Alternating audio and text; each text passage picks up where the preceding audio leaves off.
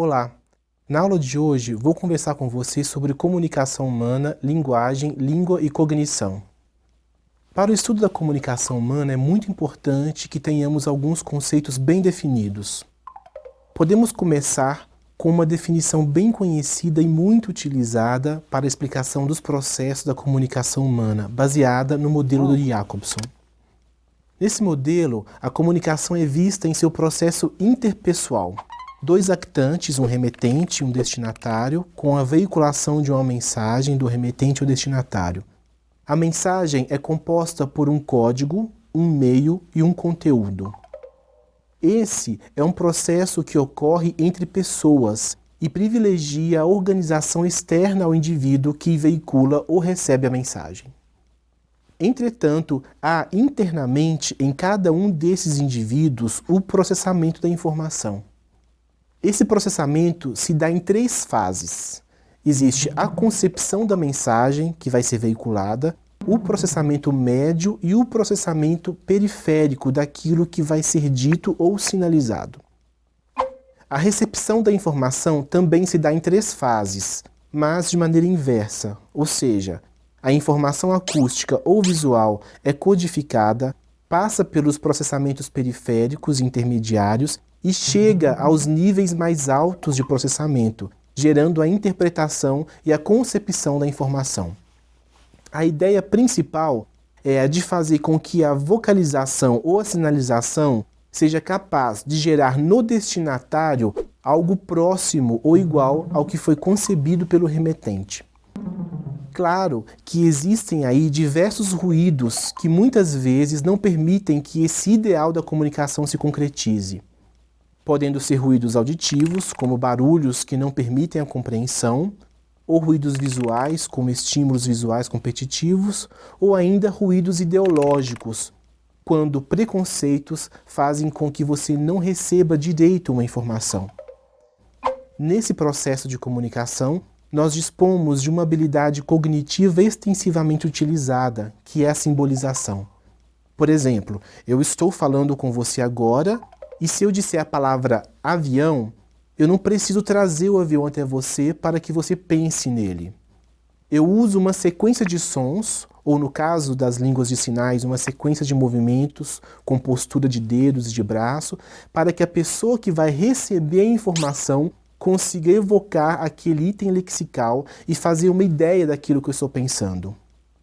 É claro que cada um pensa em um avião diferente, mas nós pensamos minimamente em uma coisa que voa e que tem asas e outras características que vão receber interferências das vivências de cada um. Esse processo sobre o qual estamos falando é a linguagem, que é uma habilidade cognitiva específica que se utiliza da simbolização para comunicar. A cognição é a entidade mental composta por diversas habilidades específicas que regem o funcionamento da mente.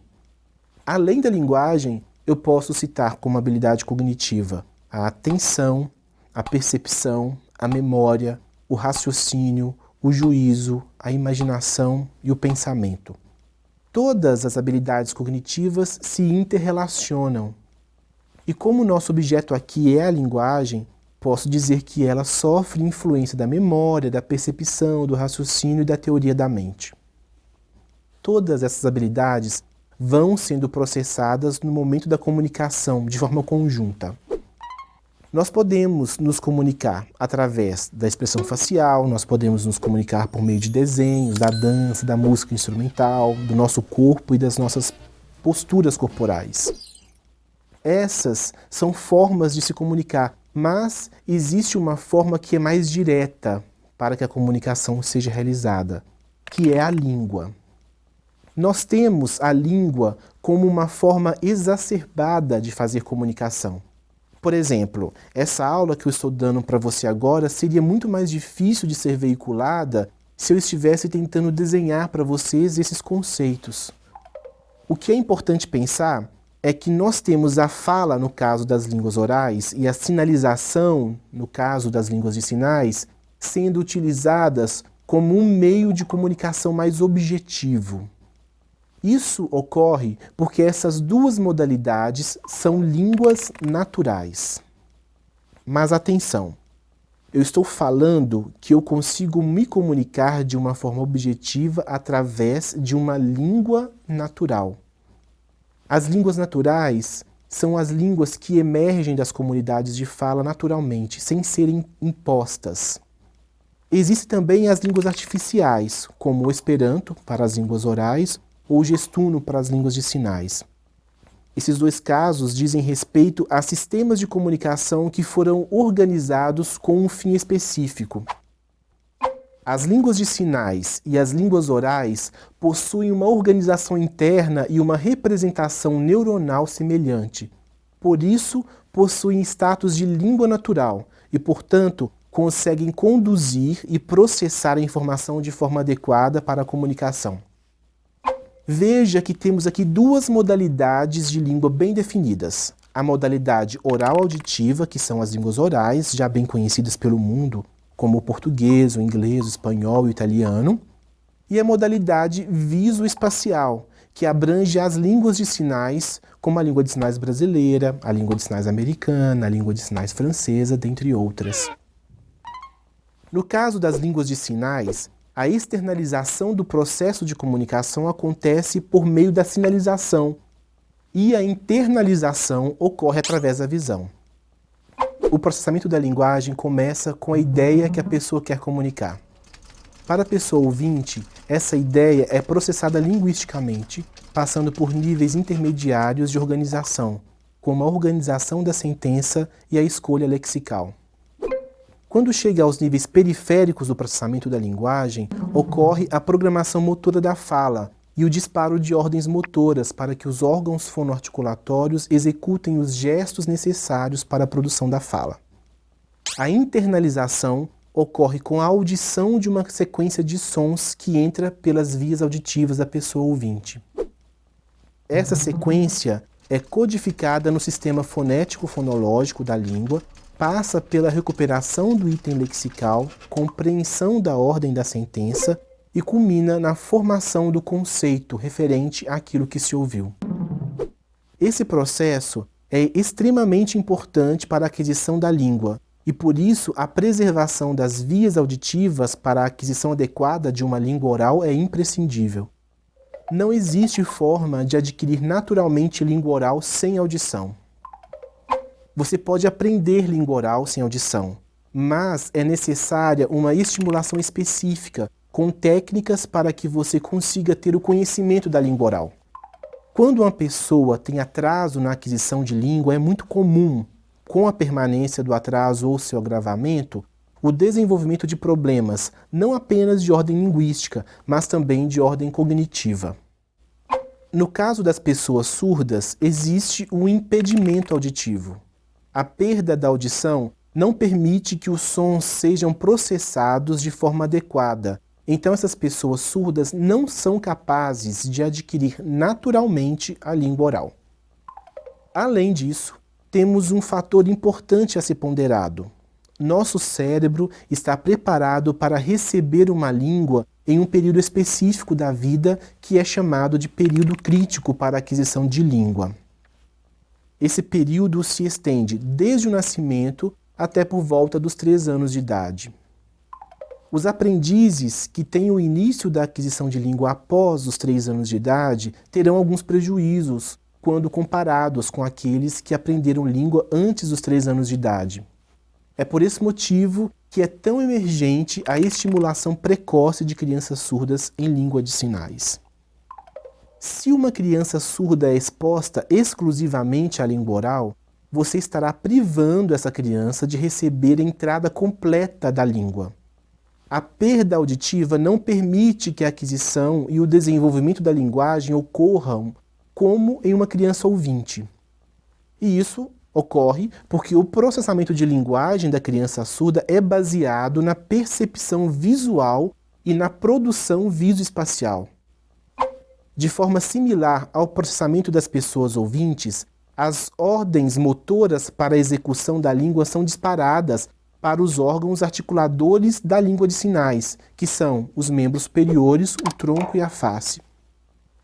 Esses órgãos articuladores performam a língua que vai ser acessada pela visão, e a partir daí percorrer o caminho de processamento intermediário até chegar aos níveis altos do processamento da linguagem.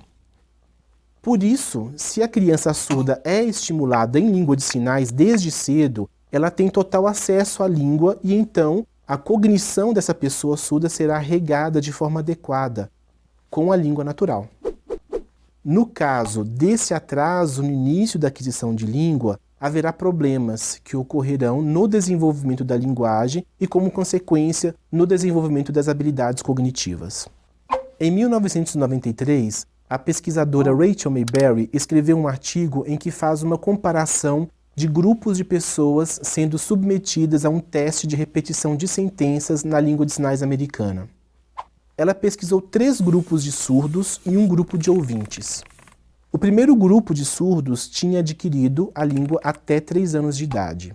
O segundo grupo de surdos teve a aquisição de língua entre 5 e 9 anos de idade. O terceiro grupo de surdos teve a aquisição a partir dos 13 anos de idade. E um grupo de ouvintes teve a aquisição tardia da língua de sinais como segunda língua. Na comparação desses grupos com relação à reprodução das sentenças, nós temos a pontuação dos ouvintes que adquiriram língua de sinais americana tardiamente, apenas menor do que a pontuação dos surdos com a aquisição precoce da língua de sinais americana, isto é, de 0 a 3 anos de idade. Essa é uma informação muito importante porque evidencia a necessidade emergencial da estimulação precoce em língua de sinais. Ela mostra que privar a pessoa surda do acesso adequado à língua no período propício pode gerar impactos na vida acadêmica, na vida social e na construção dessa pessoa como um cidadão. É claro que quando nós falamos de aquisição de língua, vários fatores são importantes.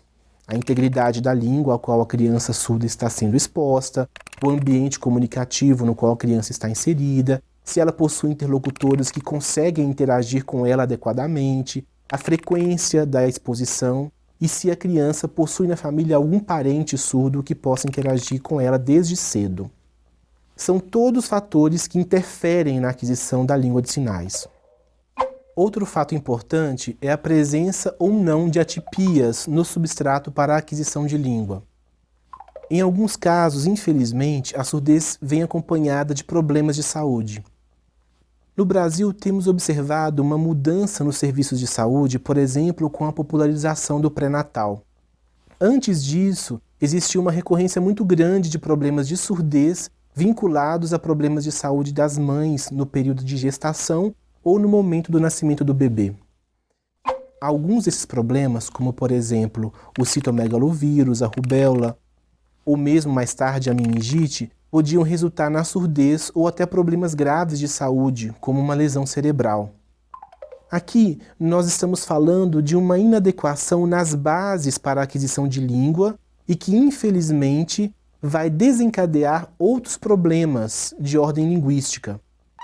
Mas, quando falamos de uma criança surda sem nenhuma sequela por conta daquilo que causou a surdez, nós temos então uma criança com um substrato adequado. Com a estimulação correta, essa criança vai ter um desenvolvimento de linguagem adequado. Em resumo, com o processamento de linguagem ocorrendo de forma correta, o indivíduo será capaz de obter informações do mundo e poderá realizar toda a interação necessária para que sua cognição tenha subsídios suficientes para se desenvolver adequadamente. Obrigado pela sua atenção e até mais.